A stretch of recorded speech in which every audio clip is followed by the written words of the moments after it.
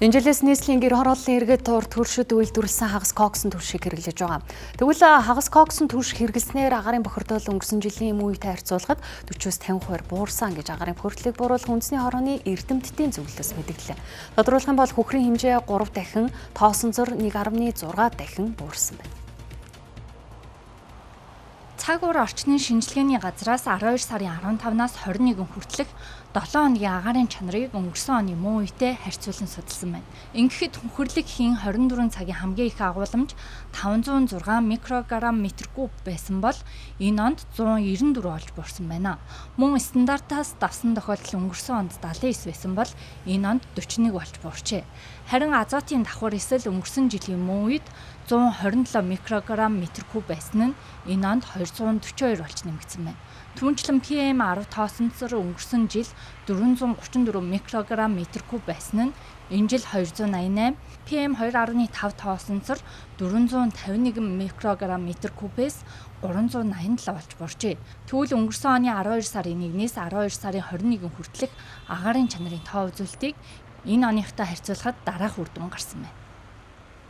Ерөнхийдөө бол хөхрлөгийн хувьд бол за 2%-аар бага. За PM2.5 тоосонцорын хувьд бол 25%-аар бага. Хөхрлөгийн хувьд бол 55%-аар бага. За PM10 тоосонцорын хувьд бол 22%-аар болно гэж бага. Ерөнхийдөө гарлаа. За 2-оос 55%-аар бол бага гэж бол авч үзэж болно. Мөн иргэд Монгол улс нүүрсний ариун нөөцтэй хэрний гаднаас өндөр үнээр хагас коксын түлш авч байгааг шүүмжилдэг. Тэгвэл эрхчил хагас коксын түлшийг Монголд үйлдвэрлэхээр зорж байна.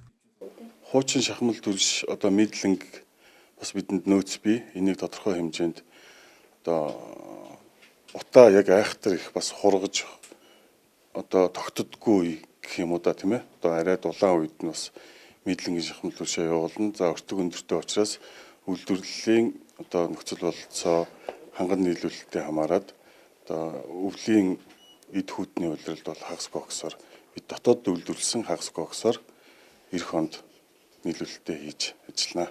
Стандартад хангасан тийм л шаардлагын үүсэл бид нар одоо тэр хагас коксд бий болох хэрэгтэй. Одоо өнөөдөр энэс бол муутгахааргүй тийм багстай. Одоо хамгийн их нээлт нь бөөрөлжүүдийг одоо уурхайг түшгэлсэн бас нэг тийм юм яригдж байгаа. Дээрээс нь одоо энэ багнуут бол хагас коксын үйлдвэр барихаар 600 мянган тонны тийм болоод төслөлсөн нэлийн амжилттай явж байгаа. Энд дээр бол бид нар ч гэсэн бас тодорхой хэмжээр орж байгаа. Хэрвээ ингэх юм бол бид нар дараагийн жилээс юм уу тэнийг дараагийн жилээс энэ хагас кокс гэдэг юмыг бол Монголдо одоо ингээд бүрэн одоо нэвтрүүлэх болцоотой гэж үзэж байгаа.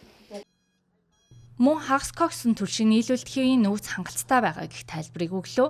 Түүнчлэн түлшний үнэр их байгаа гэдэгт төв цэвэрлэх байгууламжийн үнэртэй холбоотой хэмээн тайлбарллаа.